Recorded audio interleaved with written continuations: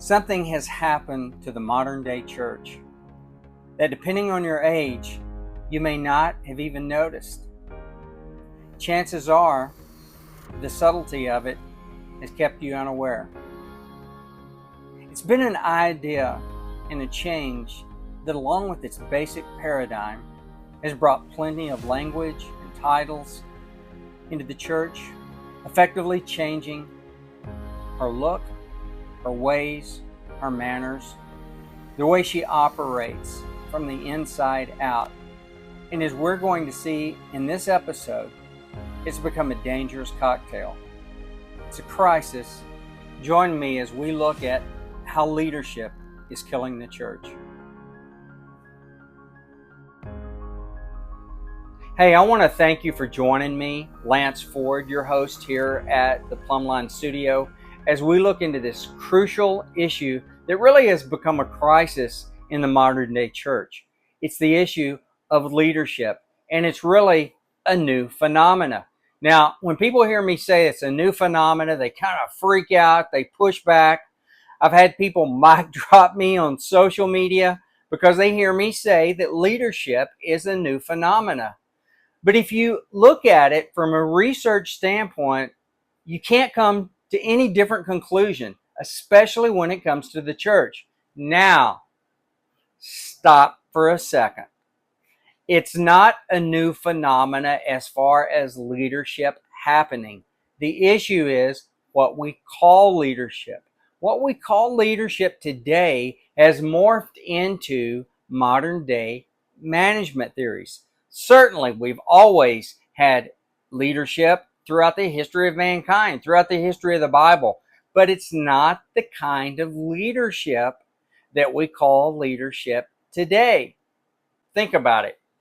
If you are old enough to even remember back 40, 50 years ago, I want you to imagine if you were sitting in a diner or you were sitting in a local cafe early in the morning, maybe having breakfast, and you looked over and you saw a group of local pastors that had joined together to have breakfast together. I can pretty much guarantee you that no one would have looked at that group of local pastors and said, there's the Christian leaders. In fact, even amongst the conversation that those pastors would be having with themselves, the word leadership most likely wouldn't even have come up. No, most people would have looked at them and said, that's our ministers. Minister, which is where we get the word servant. It's lost all meaning today. We like that term. It's become a term that we like. Even though Jesus said the greatest among you will be the servant, we like to think, in fact, we do functionally think, that the greatest among us are these leaders. Because we've heard it parroted for the last 35 years. Everything rises or falls on servantship? No. Everything rises or falls on leadership. Everything rises or falls with leadership. Everything rises and falls on leadership. Everything rises and falls on leadership. Everything rises and falls on leadership. Everything rises and falls on leadership. Everything rises and falls on leadership. Everything rises and falls on leadership. Everything rises and falls on leadership. Everything rises and falls on leadership. We love leadership. And this evolved throughout the church over the last 50 or 60 years as the church growth movement gave way to what was called the seeker church movement, which created bigger, and cooler churches.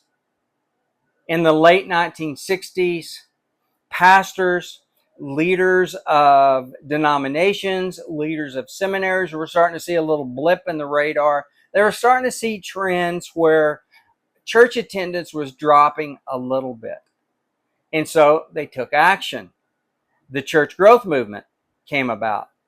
Now, the church growth movement, and we'll do another series on that, we'll be looking at in depth at the evolution of the church growth movement. But the church growth movement was led by missiologists and practitioners of mission that really came from a theological perspective. But as this gave way to what became the seeker movement in the 1990s, it was led more by methodology, pragmatism, and that's where the leadership industrial complex invaded the church. In fact, prior to the 1970s, you'll be hard pressed to find Christian books with the term leadership in the title. My research, and it was extensive, I can't find more than a dozen books with the word leadership in the title as far as Christian texts. But today, man, you find it everywhere. Just do an Amazon search. My most recent search, immediately I got over 30,000 titles in the Christian genre of Christian leadership. But when I looked for servant or Christian servantship, I only found 3,000 texts. And that shows something. That's a 10-to-1 ratio. But when you look in the New Testament at the word leader, you only find it at best, depending on the translation, 7 times in the New Testament. And it's not always used favorably. In fact, Jesus had some strong things to say about what we call leadership today. But if you look for the word servant, wow, you find it over 200 times. In fact, you find Jesus describing himself this way. He said the Son of Man came as one who serves. He didn't say he came as one who leads.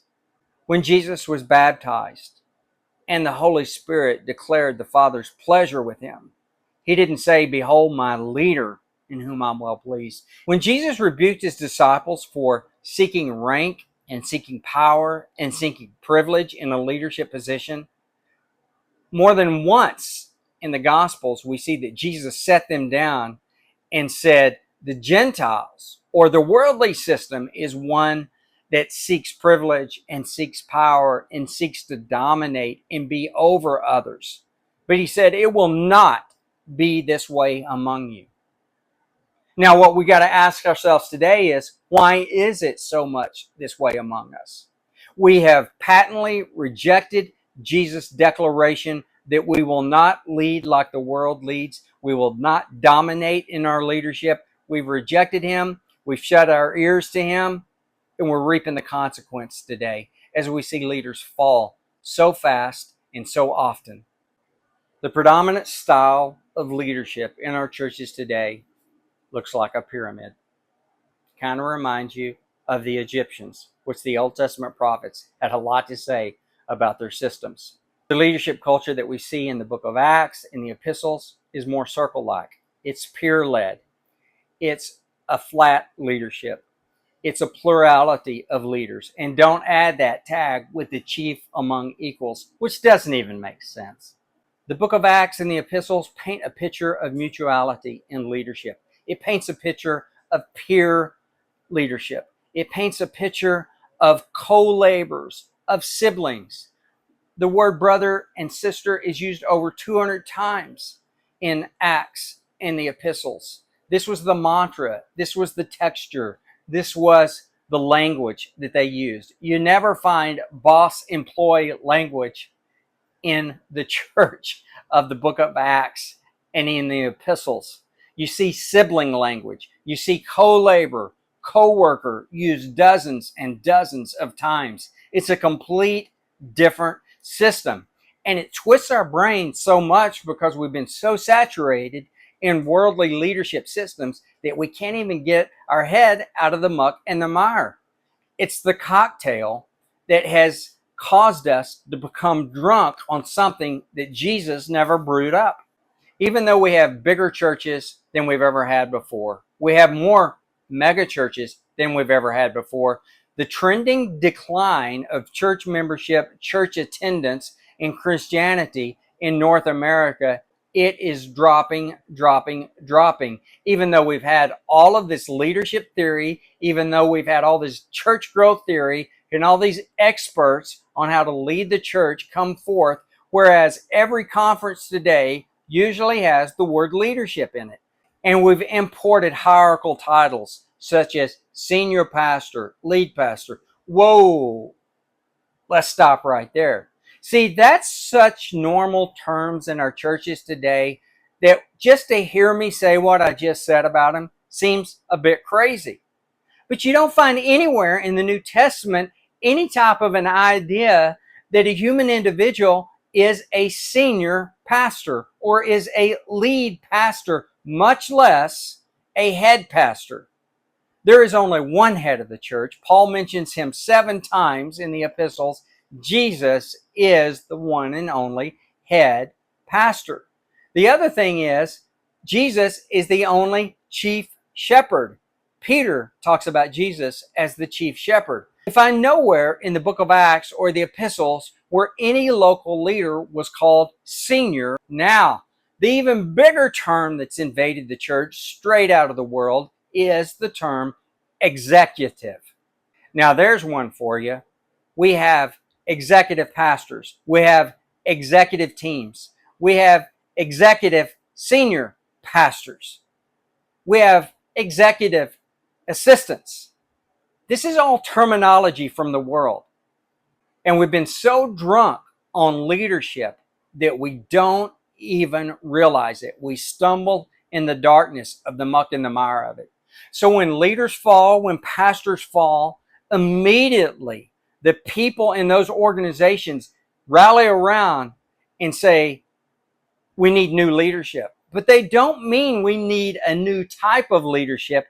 They mean we need a new leader. If we're not asking the right questions, we'll never get to the right place. We need to be questioning the current modern prevailing leadership system that's invaded the church of today. And it's important that I let you know that myself and my colleagues, we offer courses, we offer coaching, we offer consulting. We deal with these issues, and we're trying to help churches, church planters, and staff members that have been obliterated by this leadership drunkenness get out of it, let you know that you're not crazy, let you know that you're not rebellious, but that you've been hungering for the real thing. You've been hungering for Jesus to show up in your leadership culture. You've been hungering for Jesus to invade the ethos and the ways and the means of that leadership. And that's what I want to help you with. That's what we want to help you with.